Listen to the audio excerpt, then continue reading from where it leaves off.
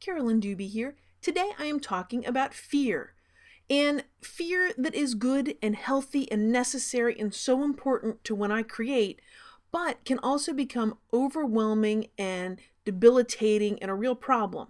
So looking at fear as feelings expressed allowing relief and creating a box where I can put my fears, a safe place for them to be so they can be respected, they can be honored, and they can be kept in the box instead of controlling my art.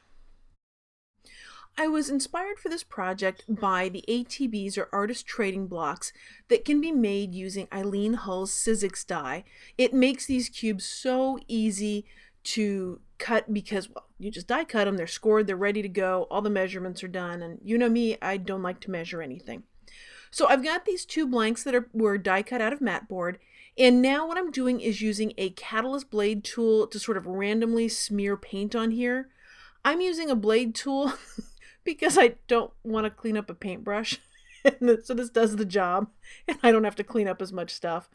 The other reason that I am using it is because I can work right out of the tube so I don't have to squirt paint onto the paint palette, and that way I never have any excess or waste. I am just wiping my palette or my blade here off on the side on my work mat just to clean it off for the next color, so that's as much cleaning as I have to do for this. This is very random, it's very loose. I'm just trying to get a bunch of colors all around it.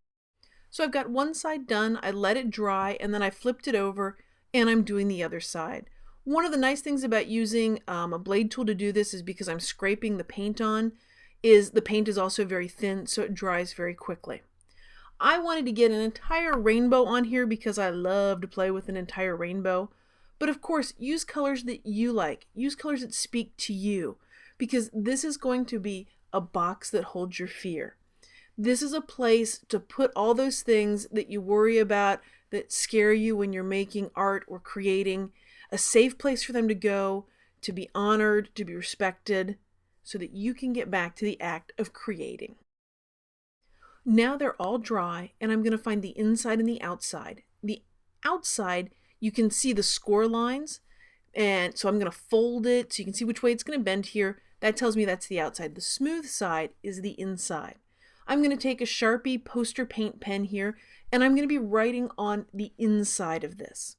I am writing down all sorts of things that make me feel safe when I'm creating. The kind of words that make me want to take more risks in my creations, in my art, in my color choices, in the whole thing. These could be things that I say to myself. These could be things that people say to me. These could be things that I wish someone was saying to me, or I wish that I was saying to myself. But the goal here is just to cover these pages with words that make me feel safe.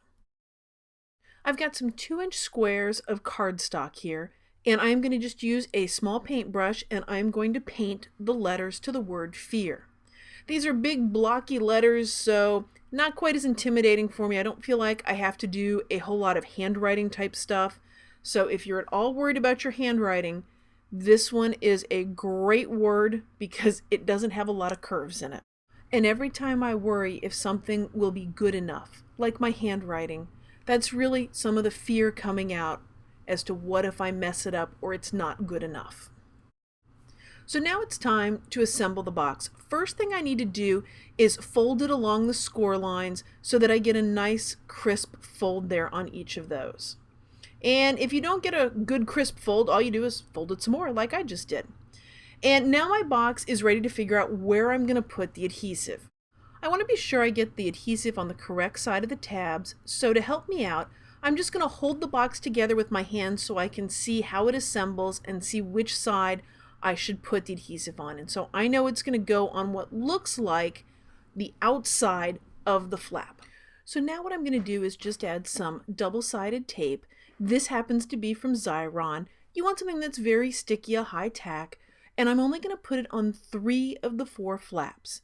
I'm sure you could use something like gel medium or tacky glue.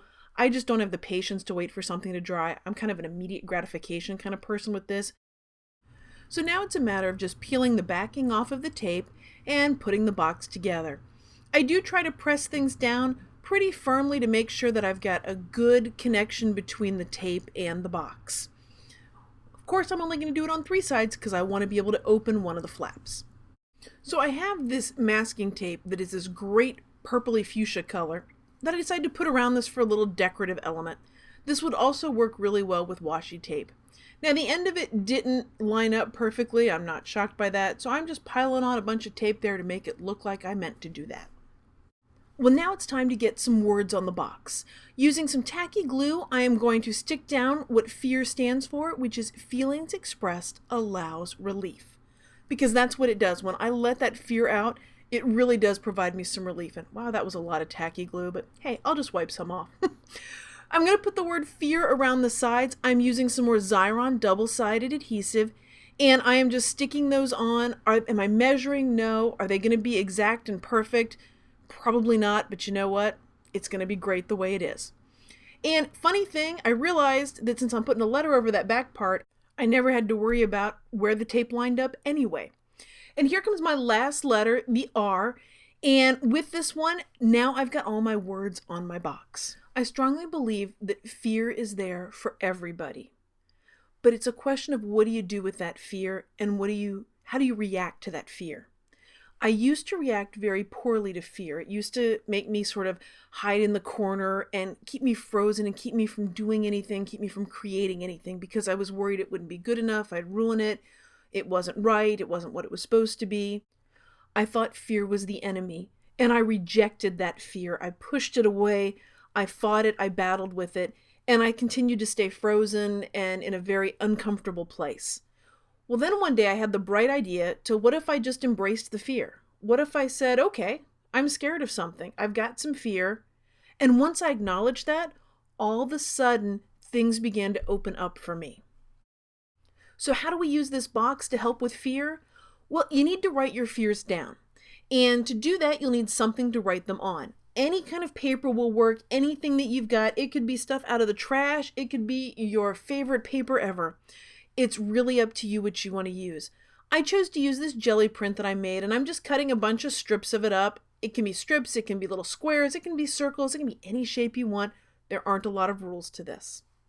And whenever you feel a fear, you just write it down on one of these pieces of paper and put it inside your fear box.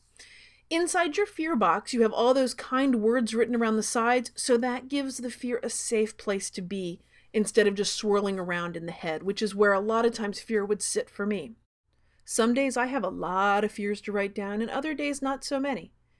There's no magic number, there's no right number, there's no wrong number. It's a matter of what you need to write to feel things open up for you. Fears can be very specific, things like I was worried that the camera wouldn't work right with the white balance because frankly it was giving me fits earlier. Or it could be all the way to the big ones to it just won't be pretty enough. It won't be good enough. So things can be specific or they can be general because fears come in all shapes and sizes. So again, there's no right or wrong way. There's just whatever you need to write. Whenever my box is full of fears, then I empty it out.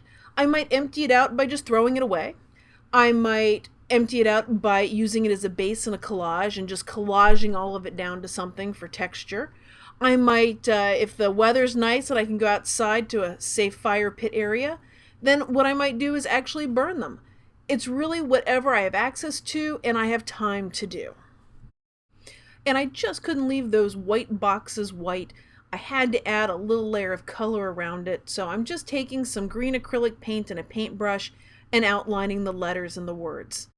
So now you know one of the ways that I keep fear in balance. Because I really do believe that fear is part of the excitement and energy of trying some new things. But when that fear takes over and starts to control everything, it's out of balance and actually gets in the way of being creative. Thanks for watching this video. If you've enjoyed it, I would love it if you'd subscribe to my YouTube channel or shared this video on Google+, on Facebook, on Twitter, or wherever else that you happen to be. I am so very grateful that you are part of this colorful journey.